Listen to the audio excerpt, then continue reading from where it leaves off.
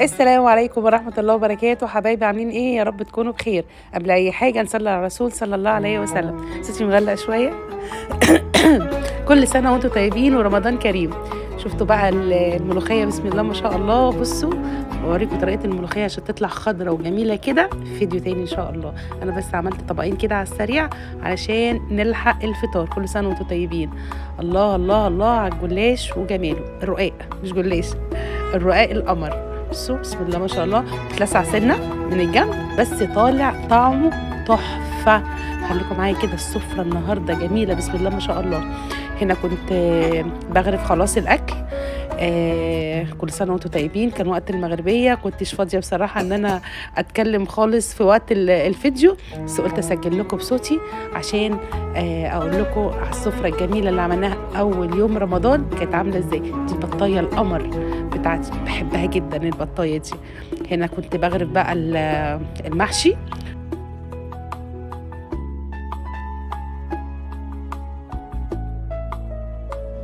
تعالي كده بقى يا قمر اقول لك عامله ايه. بصوا هنا دي كده انا عصره فيها برتقانيه. تمام، قطع البرتقانيه نصين وعصرها. تمام، يجي هنا شويه ملح كده محترمين. تمام، تعالوا هنا كده بسم الله شويه دقيق كده. عايزه اقول لكم الدقيق ده ما بيخليش زفاره خالص. تمام، يبقى هنا ايه معانا ليمونه حلوه كده نعصرها.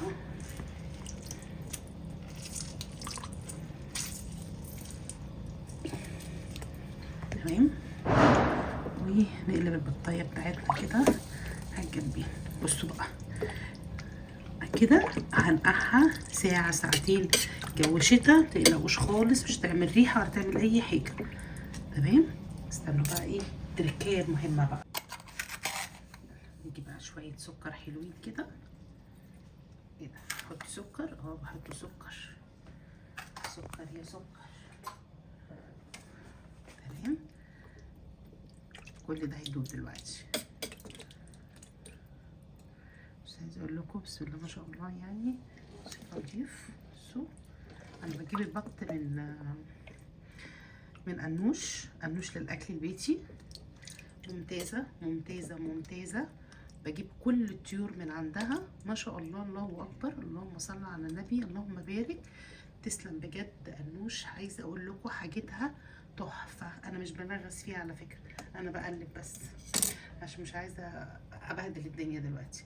هوريها لكم بقى بعد ما تتنقع كده في المحلول بتاعها ده كده ساعه ساعتين. اروح اخلص اللي ورايا واكمل كده اللي هنعمله، ومع بعض ان شاء الله في الفيديو نكمل مع بعض. نقعناها كده زي ما انتم شايفين. بصوا كله دايب زي ما انتم شايفين كده. بصوا بسم الله الرحمن الرحيم. طبعا بصوا النظافه بسم الله ما شاء الله. لا حول ولا قوه الا بالله العظيم. بسم الله ما شاء الله. بصوا انا سايباها لي ساعتين. تمام، ساعتين وربع كده بالظبط، يعني ساعه ما صورت معاكم كده. و عايزه اقول لكم البرتقال ده يا لهوي على الجمال بتاعه، يا لهوي.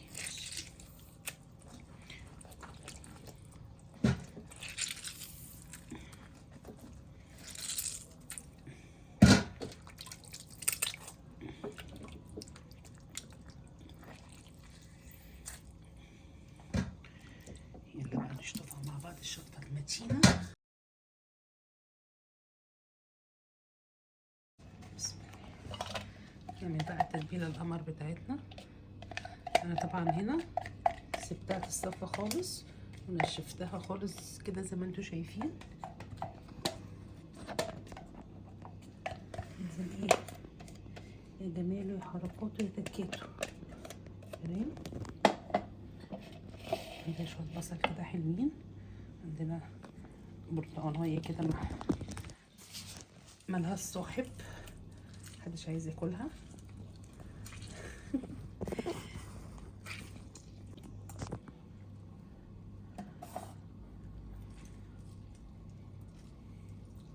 ناخد قلب البرتقانيه ده كده وننزل بيه. مش عارفه الصوت طالع ولا لا. انا بقى بتبلها كده من بالليل واحطها في التلاجة لحد الصبح، وبكره هكملها لكم كده. ايه اقول لكم كده نعمل ايه. انا جبتها وغسلتها، نقعتها وغسلتها وهتبلها واحطها في التلاجة. انا بحب التتبيله بتاعتها تقعد كده شويه فيها.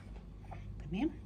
شويه فلفل اسمر مسويين كده، شويه ملح حلوين كده، ونقلب.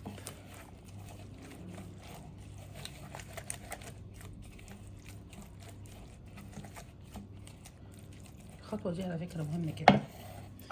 هيجي هنا بقى ايه، ناخد كده ثانيه واحده.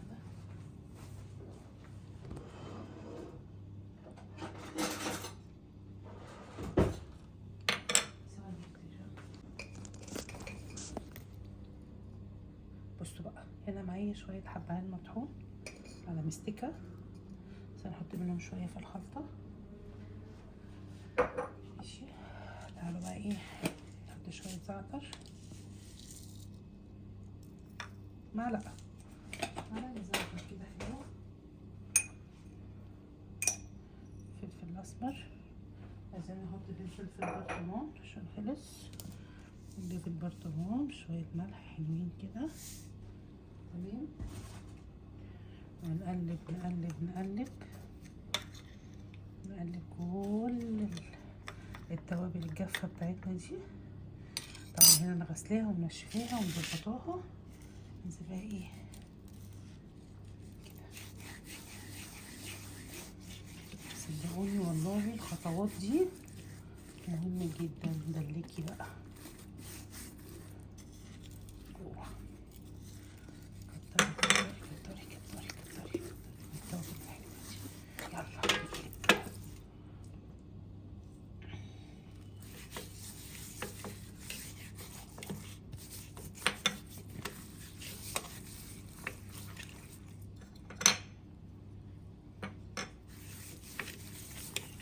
خلاص خلصنا كده. تبلناها من بره كلها كده. زي ما قلت لكم التوابل الجافه دي بتدي طعم، بتدي تيست عالي جدا جدا جدا. تمام. نيجي هنا بقى ايه، البصل الابيض بتاعنا كده، التتبيله بتاعتنا الحلوه.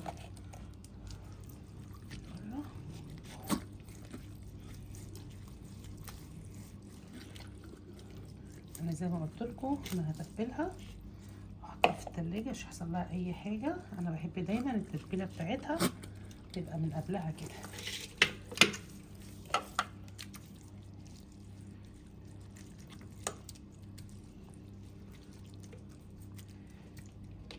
كل ما تسيبيها كل ما. وبعدين على فكره انا الفجر، يعني انتوا فاهمين، انا الفجر كده اخش انام لي بقى كده ايه 3-4 ساعات، وبعد كده ارجع ايه للبطايه الجميله بتاعتنا. بس كده هنحطها بقى كده جاهزه، هنحطها في التلاجة. تمام. مش هتنفع تتكتف، ما بتتكتفش اصلا، دي ما بتتكتفش. بسم الله ما شاء الله. ماشي. نحطها بقى في التلاجة وانا اروح انام لي شويه. تمام. اول ما النهار يطلع كده عليا اقوم بقى عشان نسويها كده مع بعض، نشوف هنعمل ايه.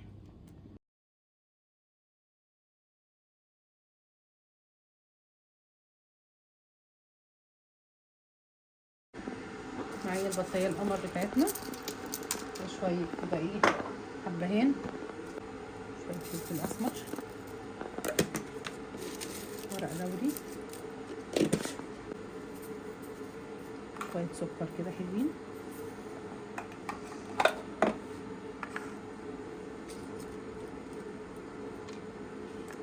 نحشي بقى ايه، نحشيها بالبرتقال. تمام. وعليها بقى كده ايه كده برتقال.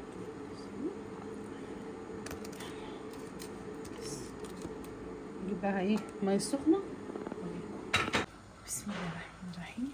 ننزل كده بالميه السخنه. الكتل طبعا مش هيقضي الميه كلها. انا بسخن ميه تاني.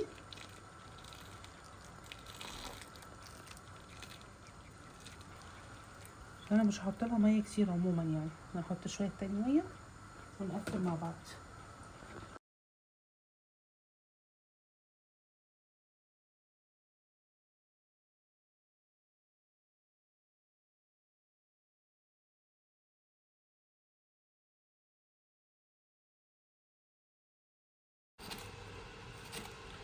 قطع بقى الكبده بتاعتها كده، كده صغيره خالص، كبده القوانص.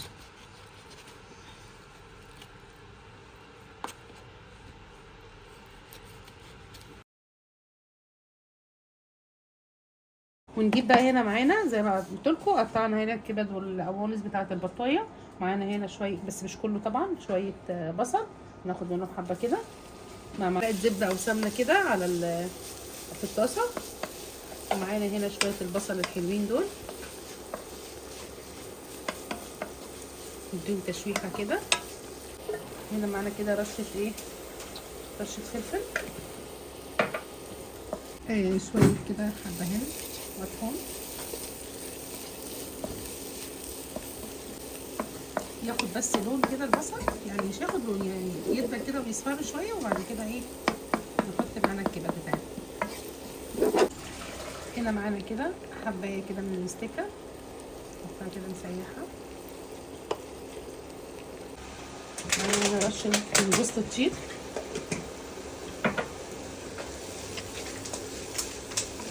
الله على الريحه، الله على الريحه، الله على الريحه.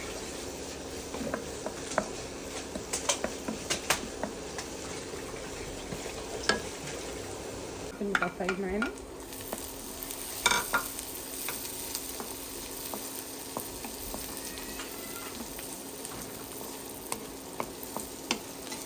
وننزل عندنا هنا بالكبد والقوانص.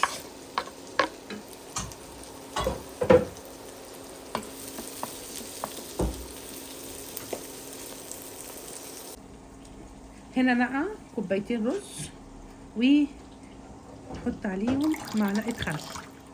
مهم جدا تيجي تنقعي الرز البسمتي، معلقه الخل دي مهمه جدا.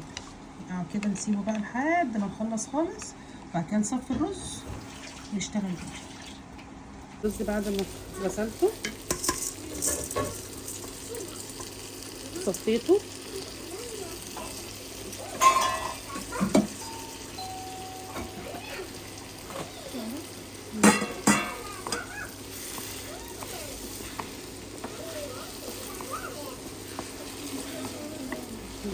نديله التشويحه المتينه كده. هنا معانا كده رشه من بهارات الفراخ وسنه من لون الزعفران، ونقلب.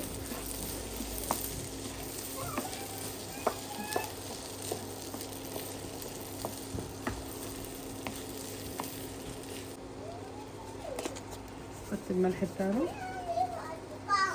ظبطي حيائك بقى ايه على الملح. نبدأ بالمية السخنة، بس يا دوب هنغطيه بس، لان انا كنت ناقعه الايه الرز عشان ما يتهريش منه، ما يعجنش منه. تمام، يا دوب بس يغطي كده زي ما انتم شايفين كده. بصوا بس كده. بس عندي هنا طلعت كبيره، ما عنديش غطا على قدها، فنقلت الرز هنا. هنوطي عليه اول ما يتشرب، خلاص على كده. وفي طاسه هنا كده حاطين كده ايه، حطي زيت سمنه زي ما انت عايزه. تمام، انزل بشويه بصل حلوين كده عشان نعصر معانا ايه اللحمه بتاعتنا. تمام، بص اللي عايز يحط البصل ني بعد ما يشوح اللحمه يعمل، عايز كده تمام. انا بعملها كده وبعملها كده. تمام، يعني لو عايزه تحطي اللحمه تتشوح وتاخد لون وبعد كده تحط لها البصله نيه، تمام. عايزه تحطي البصله كده في سمنه تدبل شويه بقى كده تحطي البصله برده تمام. خلاص دي طريقه ودي طريقه، اعملي بالطريقه اللي تعجبك. انا بعملها كده وبعملها كده. هنا زي ما انتم شايفين كده اللحمه بتاعتنا المفرومه خدت لون. هنزل معايا كده شويه فلفل، بسم الله، ونقلب. خدوا بالكم انا لحد دلوقتي ما حطيتش ولا ملح ولا فلفل ولا بهارات ولا اي حاجه. تمام. دلوقتي بقى قلبنا كده، هنبتدي بقى نحيقها ونسيبها بقى ايه تستوي. اول نجيب معلقه صلصه حلوه كده،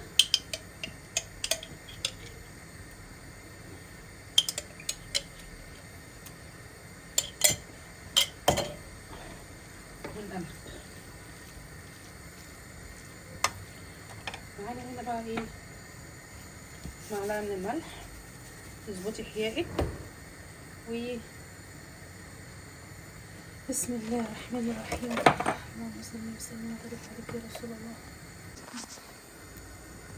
معانا شويه من الفلفل الاصفر، كتري فلفل زي ما انت عايزه. معانا هنا بهارات لحمه، هنا معايا سنه بس كده من جوز الطيب المطحون، يعني ربع معلقه بس كده. تمام. ومعانا هنا كزبره بس كده. نقلب بقى كله كده في بعضه ونسيبها بقى ايه تكمل سواها.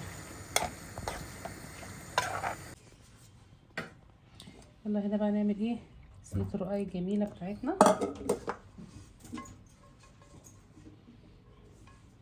كده الصينيه بتاعتنا كده. معانا هنا رقاق طري، بسم الله. بس يا زيزو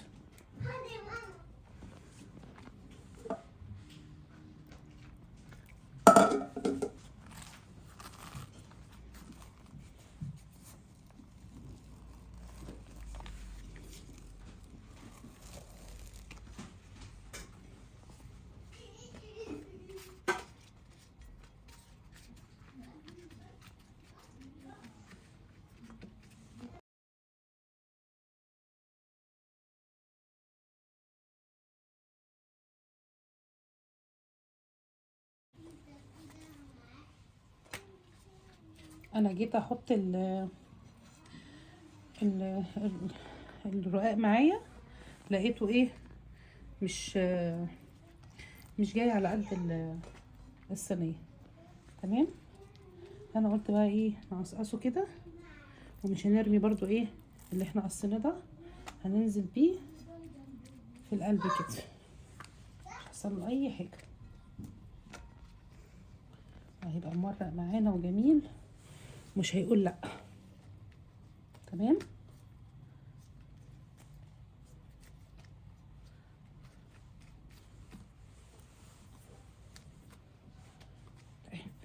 خلاص كده ننزل بقى ايه باللحمه اللي عصرناها مع بعض.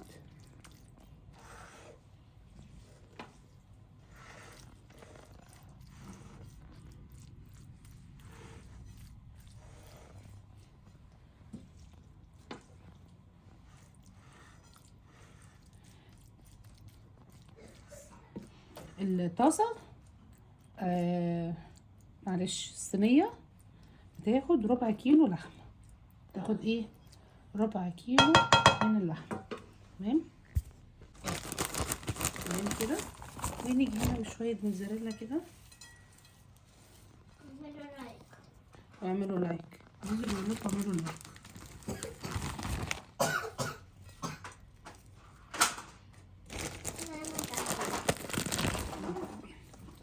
يلا بسم الله. وننزل بباقي الطبقات بتاعتنا.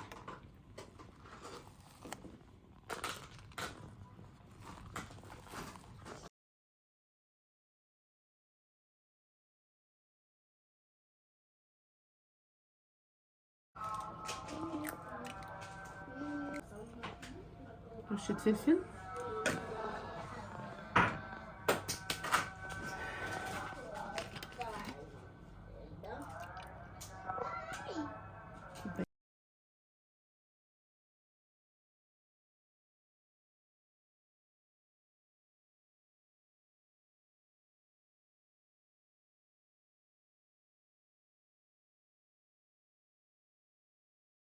بس انزل بيها بقى ايه على شويه السمنه اللي هنا اللي فاضوا هنا دول، ونقلبهم تقليبه كويسه.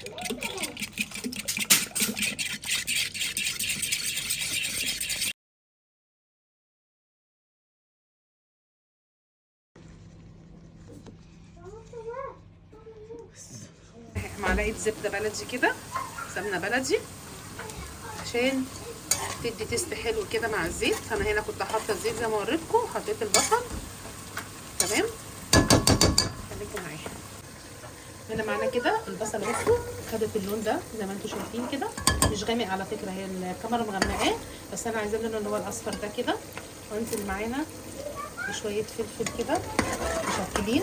عندك فلفل اخضر بس حطي، عندك فلفل الوان حطي براحتك. الخطوه دي حلوه قوي، بتدي طعم حلو قوي للمحشي.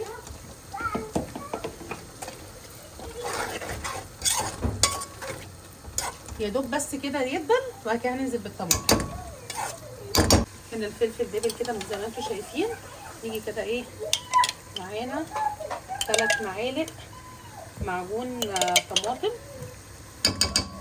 تمام، نقلب بقى كده.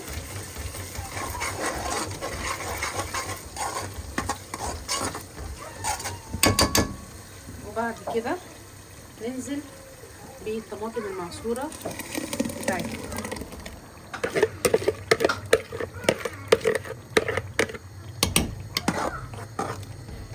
سيبها بقى تتسبك، وراها لكم لما تتسبك هتبقى عامله ازاي. شوفوا الاسمر كده، في خبط ورزع كده في الموضوع. نقلب بس البصلايه كده.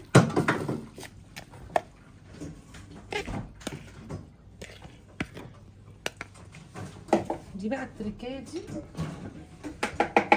بتودي المحشي في حته ثانيه. البصله النيه، شويه شطه حلوين كده، نحطها على شويه